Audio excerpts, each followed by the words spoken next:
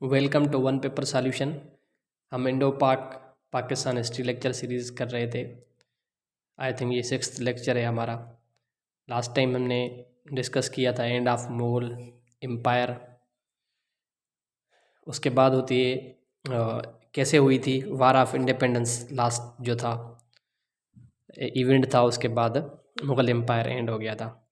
हमने last lecture में discuss किया था it was started from Meerut. ये मेरे ख्याल से लिखा हुआ होगा आपके पास। 10 मई 1857 में ये हुई थी, मीरठ से स्टार्ट हुई थी। वार ऑफ इंडिपेंडेंस हिस्ट्री के दो जाविये होते हैं, दो पर्सपेक्टिव होते हैं। एक होता है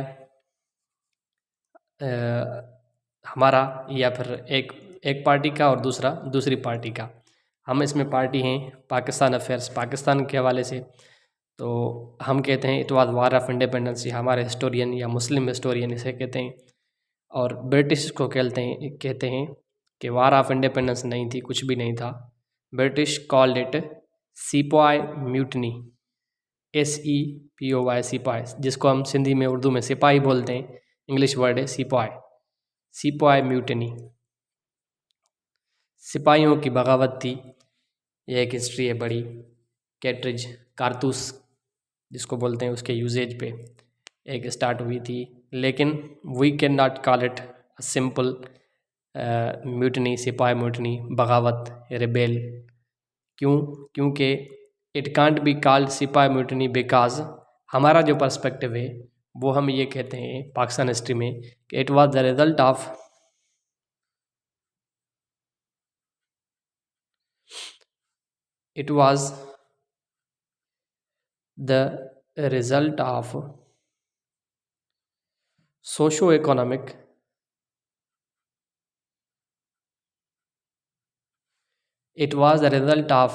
socio-economic causes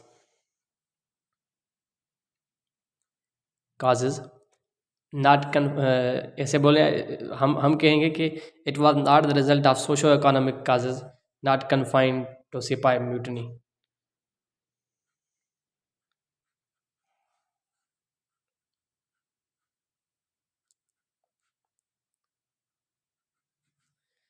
हमारा जो पर्सपेक्टिव है वो ये है कि it is was the result of socio economic causes. Socio economic causes बहुत सारे थे कि ऐसा से महरूमी के बाहर वाले रूलर आ गए हैं, फॉरेन इन्वेडर्स हैं, ये हैं वो हैं, गोरे हैं, एक नफ़रत थी।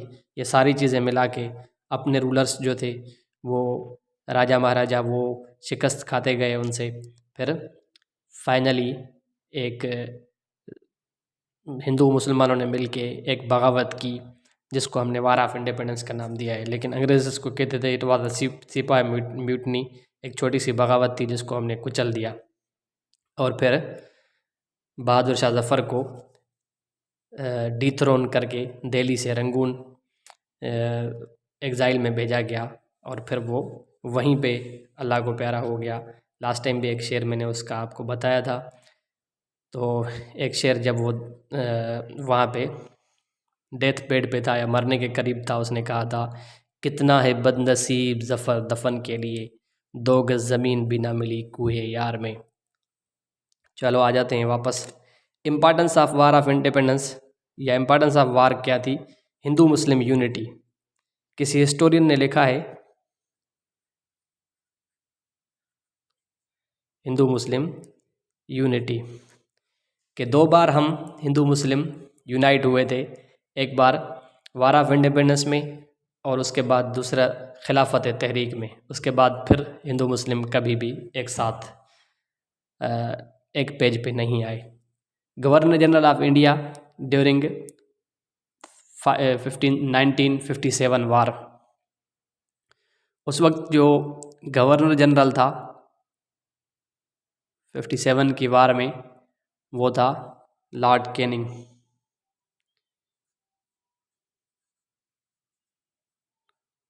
Lord Canning was governor general. फिर उसके बाद जो है प्रॉपर ब्रिटिश रूल स्टार्ट हो गया। वैसे तो बहुत इलाकों में ब्रिटिश रूल था, लेकिन नाम का दिल्ली में मुग़ल रूल था, बहादुर शाह ज़फ़र बैठा हुआ था, फिर उसको भी डिथ्रोन करके आ गए ये ब्रिटिश कम्प्लीटली।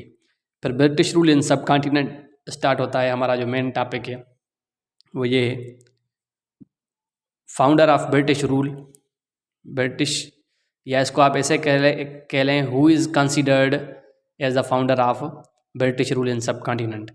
तो इसको हम कहते हैं लॉर्ड या रॉबर्ट क्लाइव। लास्ट लेक्चर में हमने पढ़ा था नवाब सिराजुद्दौला के साथ इसकी जंग हुई थी, बैटल ऑफ प्लासी, इसलिए इसको founder of British rule in India भी कहते हैं। उसके बाद एक चीज़ और है, east India company. East India company जो मैंने शुरू में आपको बताया था 1600 में स्टार्ट हुई थी, उसी नाम से ये ऑपरेट करते रहे हैं, लेकिन east India company brought under control of crown.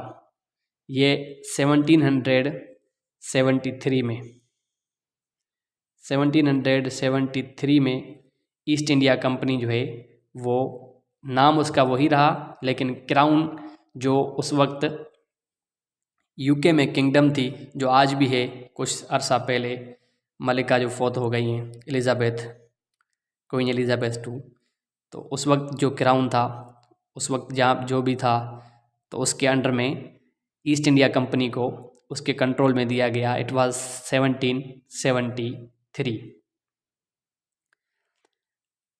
लेकिन नाम इसी के साथ ऑपरेट करती है। आगे मैं चल के बताता हूँ एक चीज़ इसकी और आपको। First governor general of Bengal या first governor general of India एक ही चीज़ है, वो था वेरेन हेस्टिंग्स। दोनों सेम ही हैं। बंगाल का भी ब्रिटिश गवर्नर जनरल यही है, वेरेन हेस्टिंग्स, और इंडिया का भी यही कहलाता है, क्योंकि बंगाल जो था वो आज के पाकिस्तान जितना बड़ा था, इसलिए ये इम्पॉर्टेंट है। उसी को ही हम फर्स्ट गवर्नर जनरल कहते हैं, या हिस्ट्री उसको ही मानती है। Which governor general was impeached by British parliament, यही है वेरेन हेस्टिंग्स। इम्पीच्ड क्या होता है?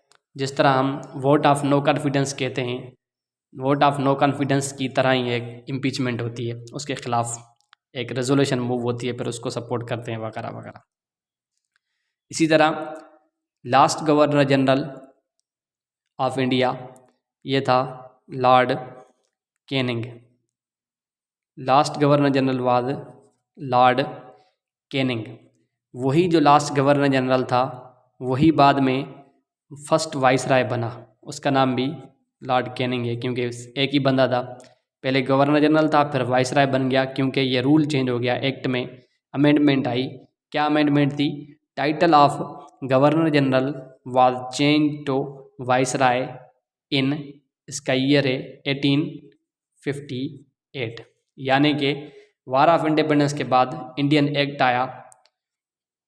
उस एक्ट में जो रूल करते थे उस किसी न किसी एक्ट के तहत करते थे। क्राउन वहाँ से, ब्रिटिश क्राउन से ये लेते थे इंस्ट्रक्शंस और यहाँ पर रूल करते थे। 1858 में ये इंडियन एक्ट आया जिसमें title of governor general was change to that of viceroy. इसी तरह the government of India was taken over by crown, ये भी सेम 1858। थोड़ी देर पहले मैंने आपको बताया कि ईस्ट इंडिया कंपनी जो ऑपरेट कर रही थी इस नाम से, it was brought under the control of British crown in 1773। तकरीबन 100 साल तक ऐसे ही रहा, लेकिन 1858 में क्या होता है कि the government of India was taken over by crown in 1858। पहले ईस्ट इंडिया कंपनी के नाले से ऑपरेट कर रही थी, लेकिन जब मुग़ल एम्पायर या मुग़ल रूल दिल्ली में, इंडिया में ख़त्म हुआ, लास्ट मुग़ल रूलर बहादुर शाह ज़फ़र की हुकूमत को इन्होंने तख्ता उलट दिया, तो फिर 1858 में ये हुआ। ठीक हो गया। दो चीज़ें अलग अलग हैं, ये याद रखना। First census in India during the time या during the reign of, reign भी बोलते हैं इसको, रेन, रूल, REIGN, क्योंकि कभी कभी मैसेज आते हैं कि कुछ कुछ वर्ड्स की मीनिंग नहीं आती, तो मैंने सिंपल कोशिश करके लिखता हूँ। टाइम लिखा मैंने। First census in India during the time of, ये लॉर्ड मायो के दौर में फर्स्ट सेंसस हुआ था, जो अब पाकिस्तान में अब 2017 में हुआ है। लास्ट सेंसस 2017 में, जिसके बाद 207 मिलियन आबादी पाकिस्तान की बताई गई है। इसी तरह only governor general assassinated in India, ये भी मिस्टर लॉर्ड मायो साहब हैं जिनको मारा गया। He was assassinated in India, और ये ओनली गवर्नर जनरल है। उससे पहले कोई भी गवर्नर जनरल या उसके बाद इंडिया में नहीं असैसिनेट नहीं हुआ। लेक्चर मैंने आज इतना ही बनाया है। एक चीज़ बस यहाँ पे ऐड कर दूँ मैं, कि ये जो मैंने 10 मिनट में 11 मिनट्स में आपको चीज़ें बताई हैं, ये अगर आप ख़ुद से पढ़ना चाहें तो कम से कम समझने में आपको 2 से 3 घंटे लगेंगे। या आपने एक बार पढ़ी हुई हैं तो सेकंड टाइम कम से कम 1 घंटा लगेगा। जिनकी चीज़ें पढ़ी हुई हैं उनको मैं ऐसे समझो रिवाइज़ करवा रहा हूँ। जिनको नहीं पढ़ी हुई उनके लिए ये है। अगर फिर भी कुछ समझ में नहीं आता तो आप हमें व्हाट्सएप पे, यूट्यूब पे मैसेज करके, फेसबुक पे पूछ सकते हैं। Stay tuned, stay blessed. Next lecture में मिलते हैं। ब्रिटिश रूल इन सब कॉन्टिनेंट को आगे कंटिन्यू करेंगे।